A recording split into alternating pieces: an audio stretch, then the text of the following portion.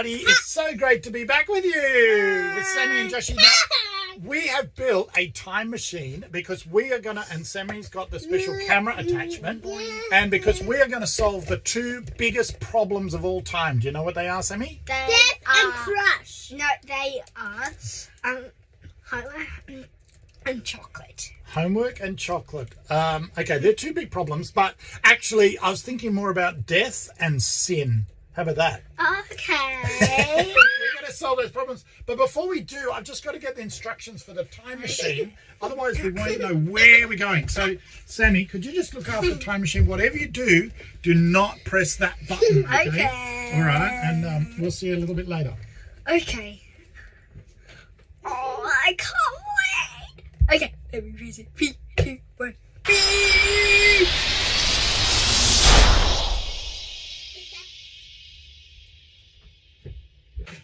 Okay, all right, now, Sammy, I found what I was looking for. It was the instructions. Sammy? Sammy?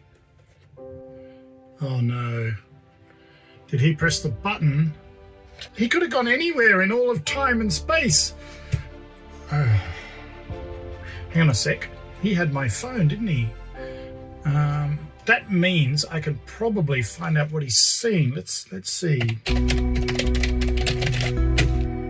Oh, he's gone, it's all dark. He's gone all the way back to the beginning of time. Actually, that's kind of good, because when I was looking in the Bible to try and explore this problem of sin and the problem of death, you've got to actually go right back to the beginning, into the Garden of Eden. Wow, look at what he's seeing. It's a beautiful world. Everything's perfect. And in fact, at the beginning, God made the whole world perfectly. There was no sin. There was no death. There was no crying, there was no sickness, there was no virus, there was nothing bad. And God had put people into this beautiful world that he had made. But then, of course, we've learned before that people sinned. They decided they would disobey God by taking the fruit that he said not to eat. And at that moment, sin came into the world. And when sin came into the world, so did death.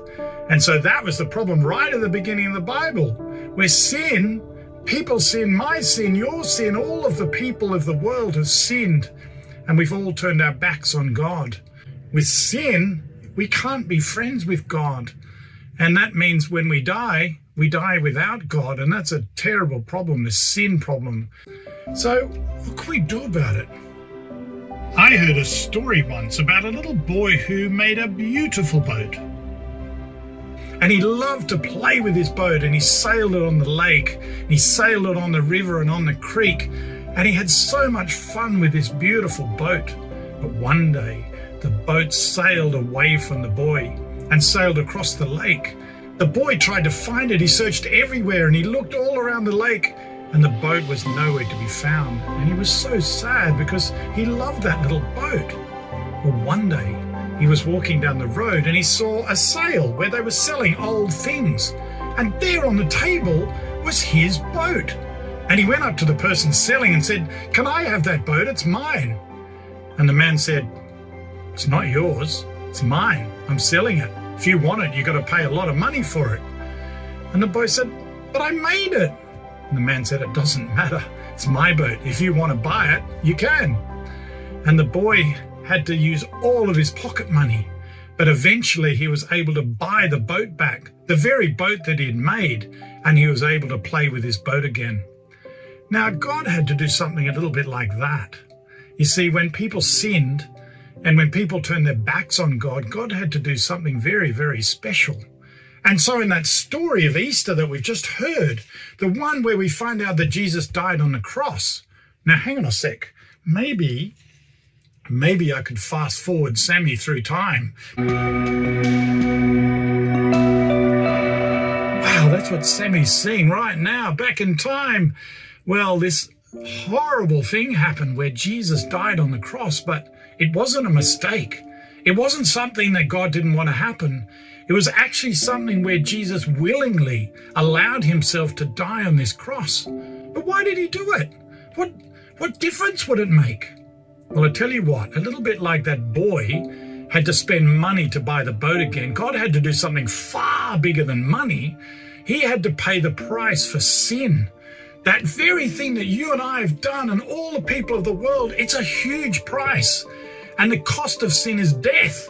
And instead of us dying, Jesus died for that sin problem that there is in the world. And so that sin problem was solved. But there was one other problem. Do you remember what that was? That was death. We all die. Everybody dies. And God wanted to solve that problem too. And you know what?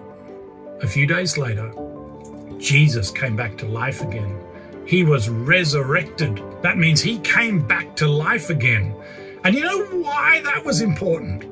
Was because Jesus had to show that death itself had been conquered, that sin was taken care of, and death was no longer a problem for those people that were following Jesus and would be his friends forever and ever and ever.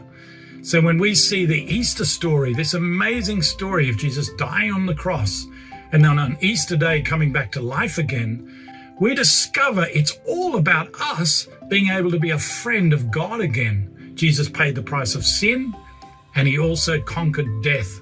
And nobody who follows Jesus has to die forever. They will live with him forever and ever and ever. And, oh, hang on a sec, what's that sound? I think something's coming back. I can hear something.